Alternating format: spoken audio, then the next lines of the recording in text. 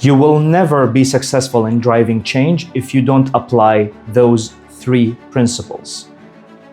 In every organization, there are people who like to change and who like to be part of the new change. Those are called the early adapters.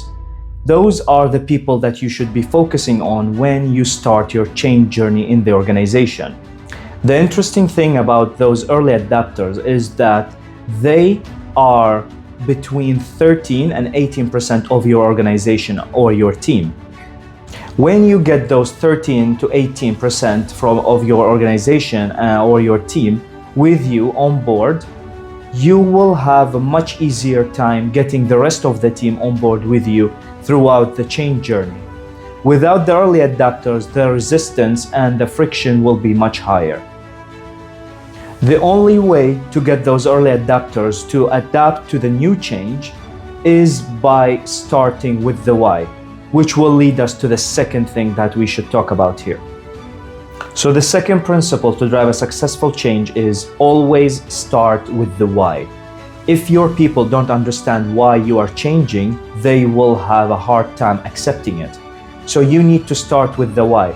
It's not only about talking about how we're gonna do the change and what new processes and tools we are going to use. You need to make them understand why are we doing it, how this change will make their life easier, and how it will benefit them, the organization, and maybe even the community in general. But without the why, you will have much more resistance. The third principle that you need to really understand is you have to make the change simplified for each person.